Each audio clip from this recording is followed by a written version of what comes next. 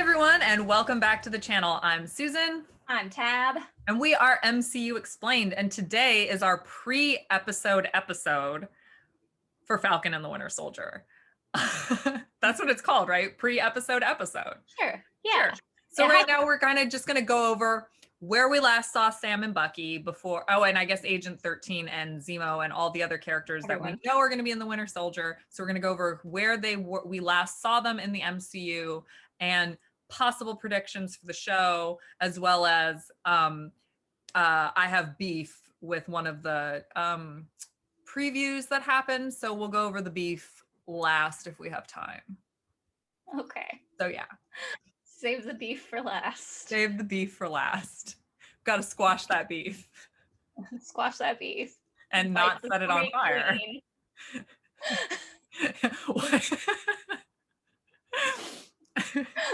Let's see how many of the people watching our channel understand the reference we just made. Yes. We can start another channel just for that. Yeah, for real. And we can bring Noah on, since I think she might be like at least one person who watches who will understand what we're doing. Yes.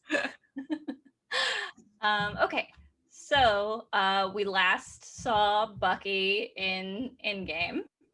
He was snapped, so he was gone during the blip. Mm-hmm.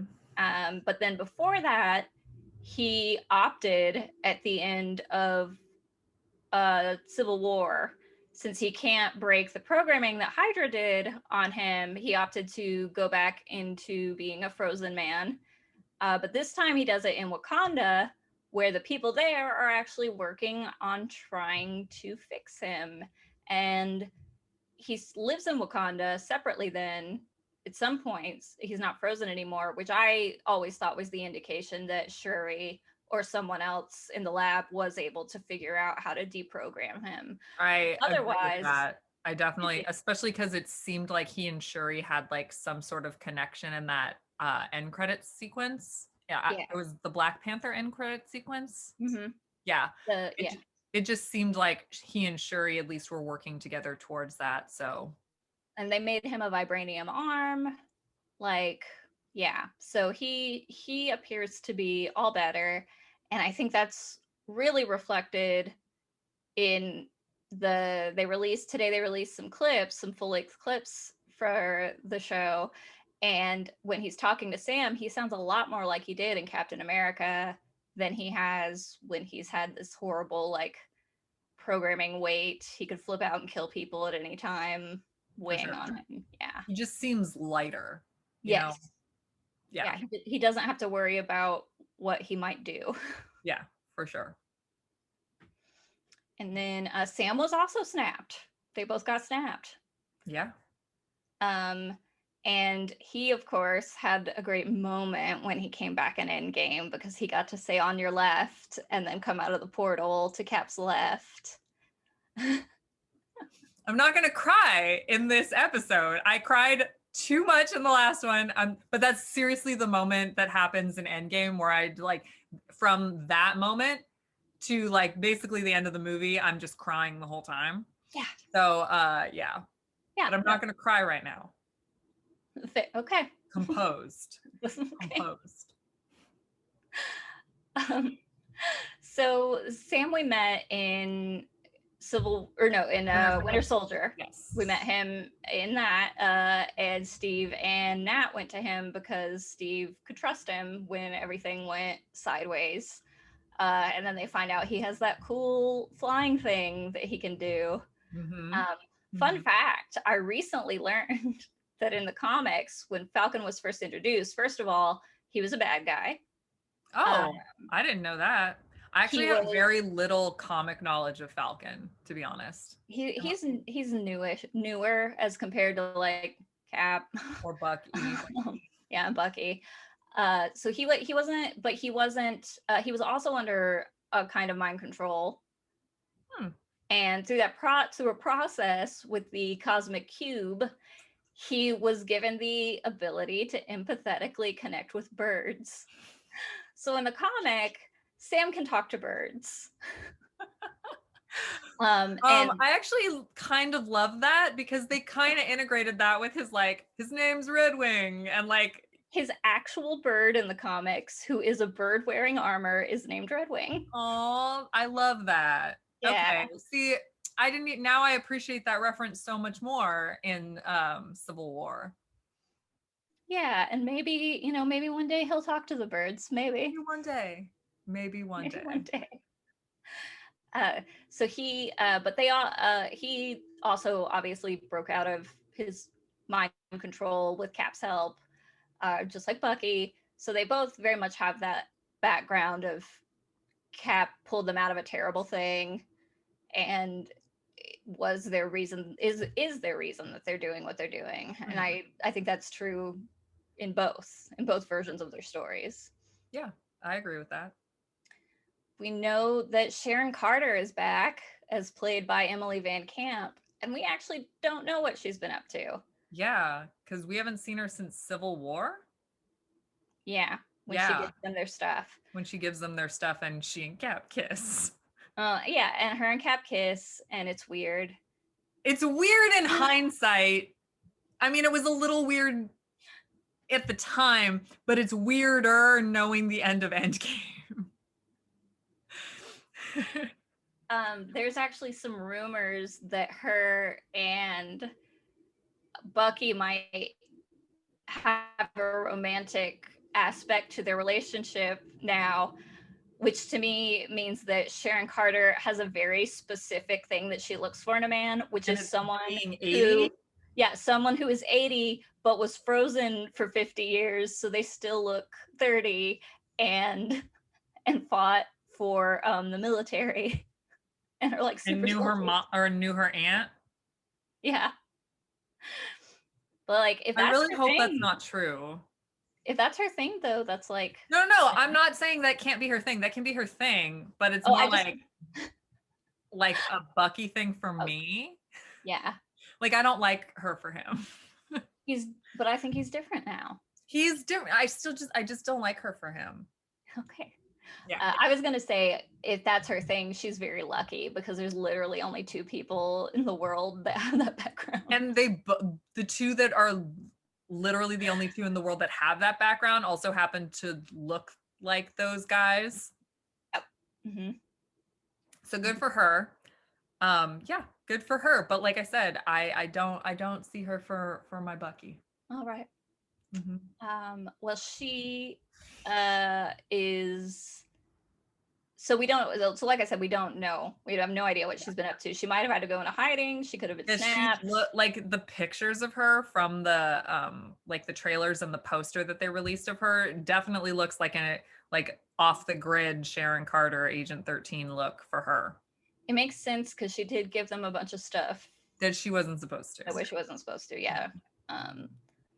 So in case you don't know what we're talking about, she brings Cap his shield and Falcon his wings and stuff when they refuse to sign the Accords. Yeah, my favorite. That's one of my favorite moments is like Bucky sitting in the back seat and Sam's in the front seat, and he's like, "Can you move your chair up?" And Sam's just like, "No."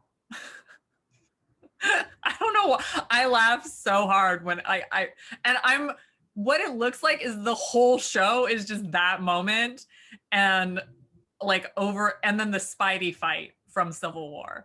And if that is really what we're getting from this show, it's just those 2 moments on repeat on a larger scale, I'm totally okay with it. Like, I'm completely okay with it. Yes, I love their chemistry as actors, and I love the dynamic of their relationship in the MCU. Yeah, and I hope they're friends in real life too. Like, I hope that all the stuff they do, like taking over each other's Instagrams and stuff, like obviously that's somewhat of a PR thing for Marvel, but also I hope that they do actually interact that way. Yeah. Like, I hope it's not all fake. There's also rumored that Yelena Belova might be in this. Oh. Who, if they had stayed on their original schedule, we would have seen Black Widow already and been introduced to Yelena Belova, played by Florence Pugh, who I also love her. And it's there's some speculation that she's going to take over the Black Widow mantle because that's what Yelena does in the comics. Mm-hmm. That would So be great. possible that she might be in this. Absolutely. I'm more for her with Bucky. That's actually what reminded me, because my brain went, well, who is good enough for Susan for Bucky? Yeah. And I thought, I bet Yelena is. Yeah, Yelena is. I'd be totally okay. Yeah. Mm-hmm. Yelena notoriously had a relationship with Deadpool, though. That I would love Florence Pugh and Ryan Reynolds that like in a movie together. Oh my God, yes. Yeah. They should do an MCU rom-com of that. Deadpool. MCU, like think about their meet cute and think about like all like, oh my God, that would be the most ridiculous movie. It would be amazing, but stupid ridiculous. All of Deadpool's interactions when he meets someone new are meet cute, because even though he's fighting people, he thinks that means they're his friends. Yeah. So we know that Wyatt Russell has been cast as U.S. Agent, also known as John Walker. Also, when he was first introduced in the 1980s, he went by Super Patriot in the comics at first.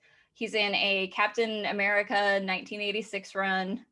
And he first becomes a thing because Cap in the comics killed someone, which Cap in the comics does not do. Does not do that. He had to. It was a save a bunch of people, kill this one guy situation. Mm-hmm. But the country is kind of turned on Cap. People have very mixed feelings about what he did, and Cap also has mixed feelings about what he did. For sure. So John Walker takes on this super patriot persona, saying that he's for America's like real ideals and that Cap isn't. And he has like rallies and stuff. And he gets in a fight with Cap. Life imitating comics. yeah, for sure. I can't imagine why they chose him for this. Yeah, I can't imagine why this would be in the show right now in the world that we live in. Yeah. Can't imagine why they picked this. Yeah. So then Super Patriot kills someone and he threatens to blow up Washington. So he loses all his credibility as well. Yeah. This isn't a political channel. But interesting. And then so his death gets faked by this like commission, that like this government commission kind of thing, and he comes back and now he's a US agent, which I believe is what he is being called in Falcon and the Winter Soldier. I don't think they're using Super Patriot. It would be that would be a real misstep, I think, for the MCU to call him Super Patriot. That would be a very distinct like read the room situation. That is fair. He wears a very similar costume to Cap as US agent. He has a vibranium disc to use as a shield. And then the commission would send him on missions, like he fought Ironmonger to see how he did. So US agent is like a middling guy who has the government behind him. And he's only, from the government's point of view, that would mean he's a very like good guy, because obviously he's doing what they say. And they have him spy on the West Coast Avengers. Okay, so I really feel like there's a West Coast Avengers setup happening here. It really seems like it. It really seems like it. Mm-hmm. Because like it seems like if he survives this show, that would be a completely valid thing for him to show up in again. Yeah, he has been a good guy and a bad guy and kind of in the middle, so they can pretty much use him however they want. And also casted Wyatt Russell. Great casting. Love him. Wyatt Russell, that's Kurt Russell's kid, yeah? Yeah. That's who I thought it was. And I was like, just making sure I got the name right. Hold on. Yeah. So Kurt Russell's son. And is also great casting if they want to keep him. Yeah. So Thought I had to sneeze, but I guess I didn't. I hate when that happens. And then we know Zemo's in it. And he has his purple mask. And he will have a purple mask at some point. Mm-hmm. Who knows? Beginning, end, middle. Right. But the poster of him has a purple mask. Yes. So at some point, he'll have a purple mask. We also last Obviously, that's all I care about. I'm like, Zemo's here. Screw his agenda. But purple mask. Let's talk about that. We last saw him in Civil War as well, when Black Panther stopped him. when Black Panther stopped him from killing himself and said, you're in trouble. You go to jail. You don't get the easy way out. Yeah, and they put him in that same containment cell that they had Buck in, and he's not upset about it. Even though he's being taunted by Martin Freeman about how he didn't actually win, he feels that he did. So his idea that it did, to be honest, and it did. I mean, and the Russos have said before, if the Avengers had all been together on Earth, Thanos never would have gotten us, like, they would have taken him down much faster. Oh yeah, for sure. The snap never would have happened. Yeah, Zemo won a lot.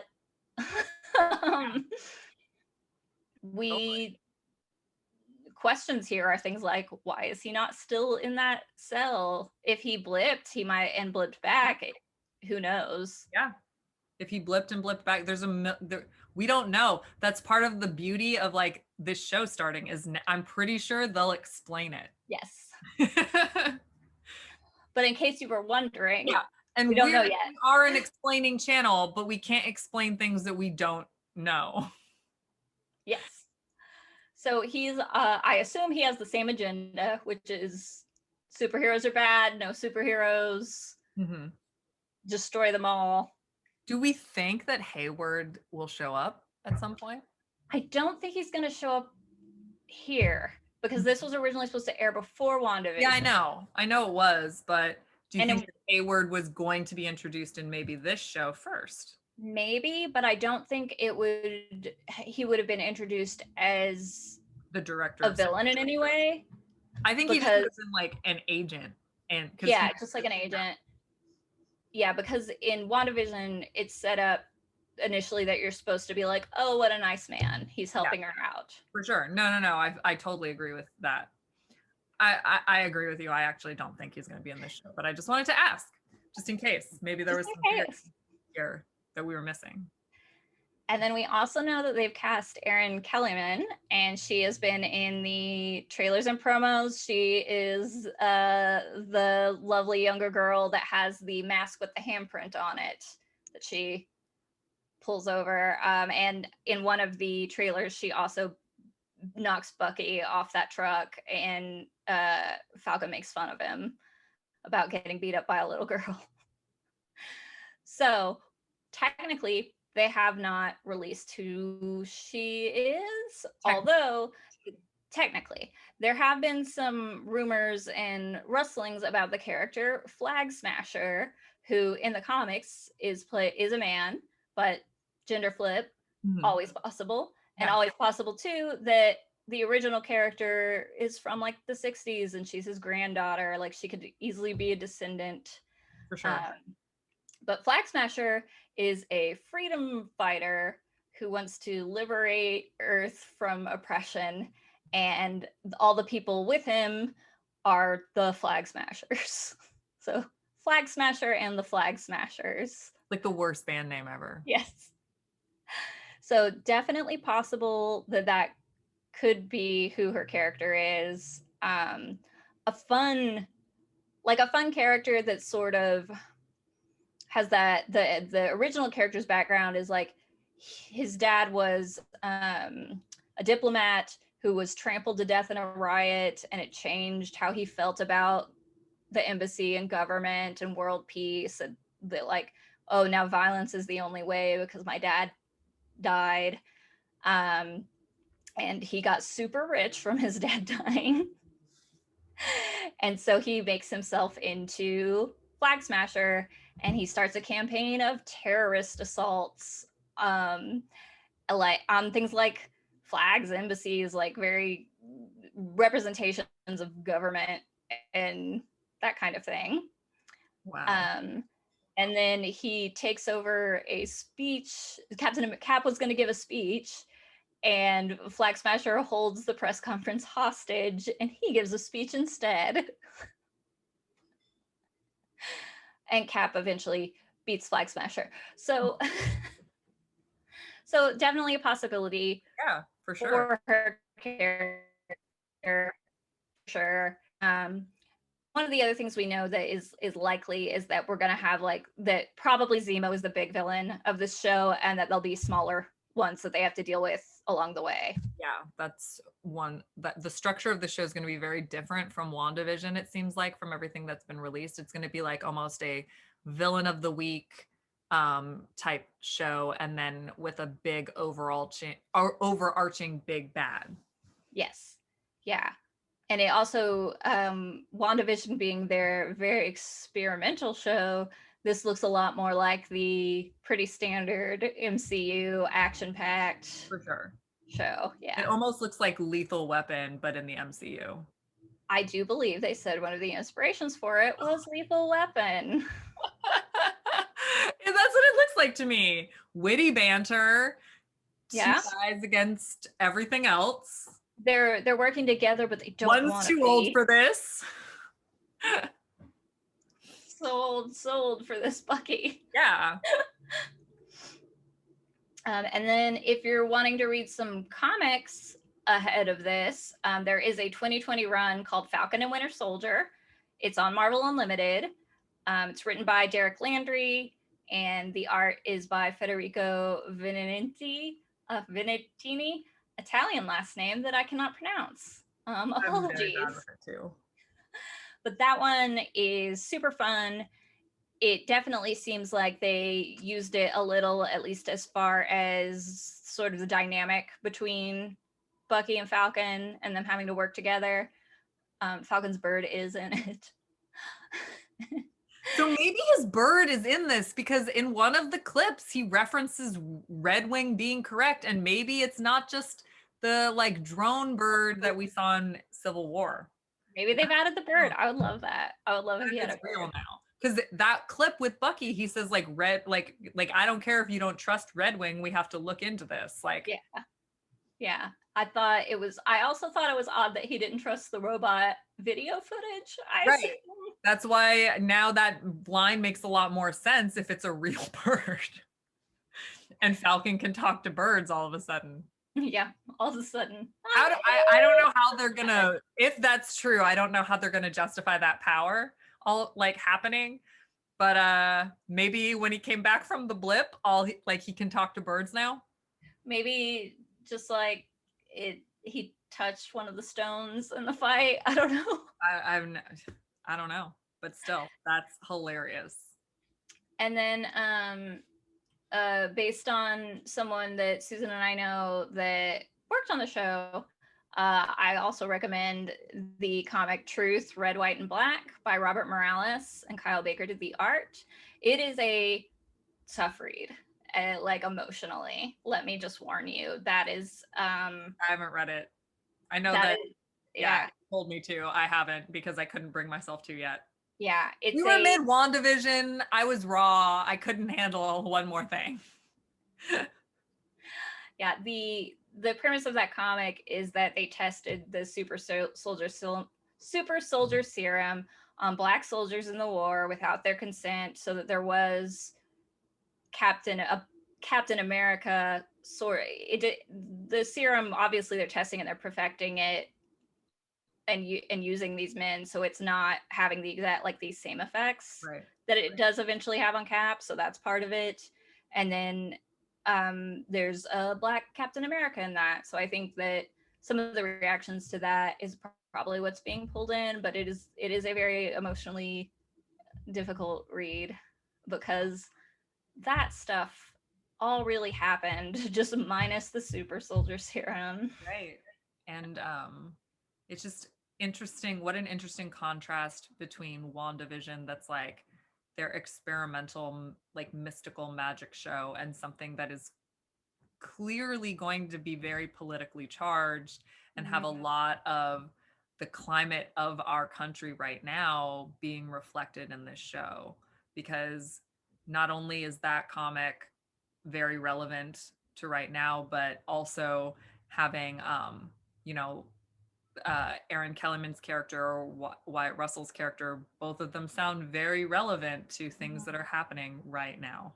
Yeah.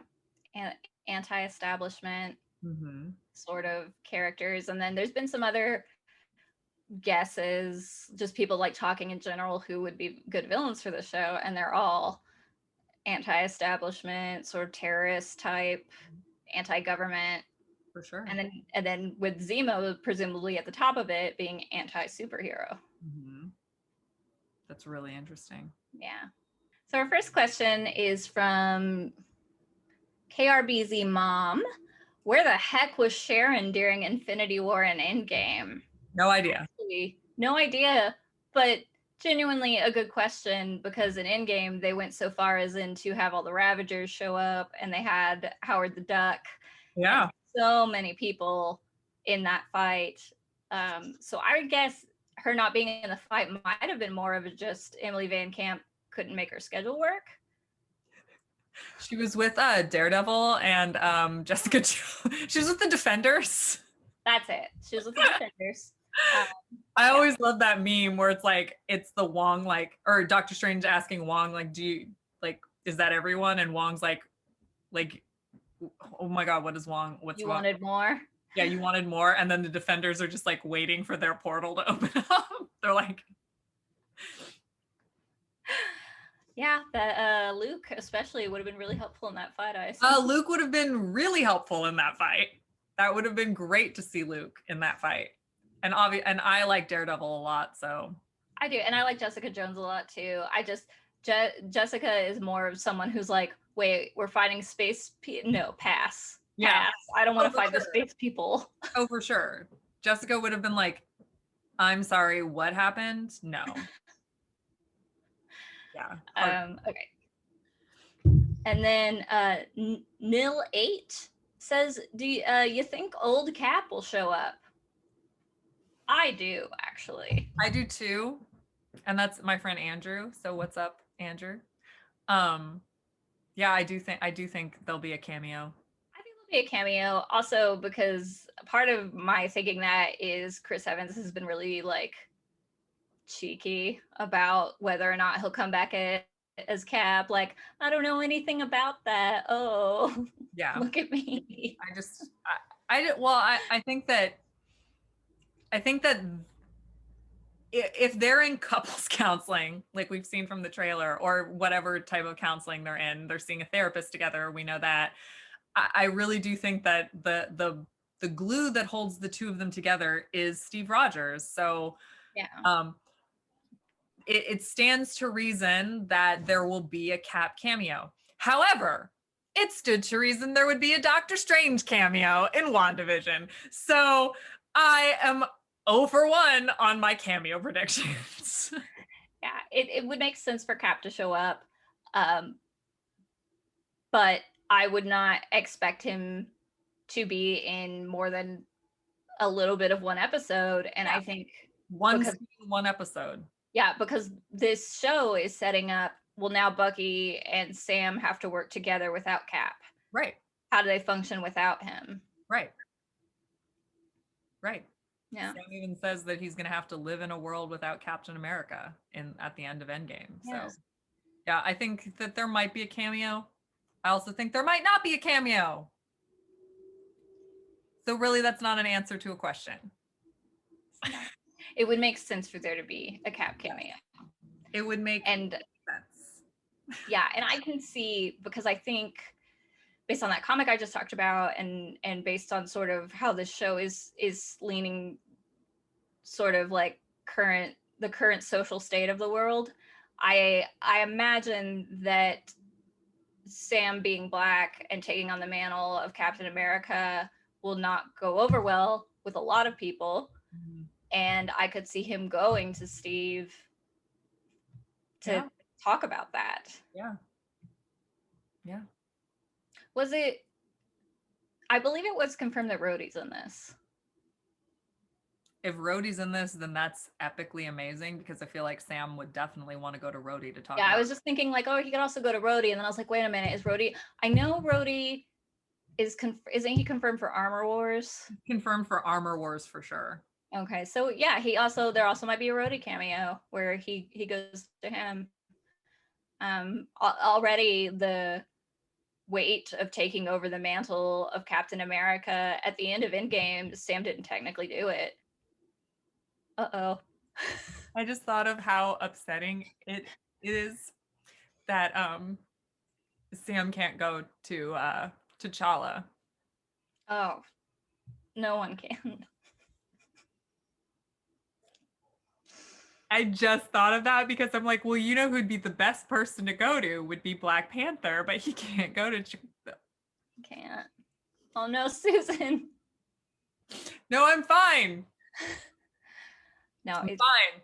I actually haven't been able to watch Black Panther I since haven't been able to watch Black Panther. Yeah. I haven't been able to watch Black Panther since. Oh, you were gonna talk about what you had beef with because we only had 2 questions. Oh, where my beef is. Gotcha. So we're to the beef section of this. Sam Wilson, man. Wizards are not, or sorcerers are not wizards without hats. That is not how that works. A sorcerer is someone who has magic within them that can then pull it out and use it across time and space, dimensional, cross-dimensional, whatever. A wizard is someone who studies the ancient art of magic. So if anything, Doctor Strange is both, but it has nothing to do with hats. So put your freaking hat away and like, don't talk to me about that type of simplification. And if you want to do this, a third way, a warlock, because people have been talking to me about warlocks this week. Warlocks made a deal in order to get their magic. They have a different set of rules. So if you made a deal with another being, entity, whatever, in order to obtain magic, then you're a warlock because the magic didn't come from you and also you didn't learn it properly. You basically cheated in order to get your magic. And then there's a mage on top of that, which goes hand in hand with a wizard, but it's just kind of a different way of looking at it because a mage is like another learned scholar who happens to also know magic. So those are the 4 different classifications of magical like men, I guess, because we didn't cover witches because witches Right, also, but a man can be a witch because it's be silly a that got gendered. a warlock and a woman could be a wizard. It just really depends. It really depends on where you got your magic from. And the reason Doctor Strange is specifically a sorcerer is because there's innate magic that he is pulling from in different dimensions and cross transactional time and space. There's also a transaction of energy involved, which makes him a sorcerer. It's very different. He could also be classified as a wizard, again, because he studied it and learned it. However, you also have to have like an innate magical inward sense to be able to be classified as a sorcerer. So basically like base level, like Tab, you and I could be a wizard if we just like went and studied and learned magic. Anyway, so basically regular people could be wizards if they went and studied magic. You and I could be a wizard. We went and studied magic. In order to be a sorcerer, there has to be something within you that you are pulling energy from. Maybe we're sorcerers. We don't know. Now, what about how in the book series, the magicians, they call themselves magicians, but they are more like wizards? A magician is supposedly like more like the night magician, which again, the night magician also has like innate ability, like they are kind of sorcerers as well. So it's all muddled. But if you're going with the basic definitions, so basically these terms aren't mutually exclusive, but bottom line is they have nothing to do with hats. I could be a sorcerer and put on a sweet hat that doesn't make me a wizard. Doctor Strange is technically both without his hat. And you can have a hat made of witch's skin, but that hat is cursed. That is also true. You could also have a hat that tells you what classification of wizard you are at age 11. Yes. And it talks to you. It knows who you should be roommates with. You could also have a crown that then slowly makes you go insane and gives you magical abilities, but then you will also forget who you are. Yes, that is another one. That is another one. So, bottom line, wizards and witches and sorcerers and warlocks and mages, all different classifications. Hats have nothing to do with it, though hats are awesome. And if you found a talking hat, you should definitely talk back. Wizards and hats, a TED Talk with Susan. Well, that's all we have for today's episode of MCU Explained. I'm Susan. I'm Tab. Please tune in to the premiere of Falcon and the Winter Soldier this Friday, March 19th, streaming exclusively on Disney+. We will be coming to you next week with a video doing our breakdown of episode 1. And we'll try to do play-by-play this time, since that seems to work very well for us. And again, all of our social media information is in the description below. Be sure to like us, follow us, hit that subscribe button, and we'll see you in the next video.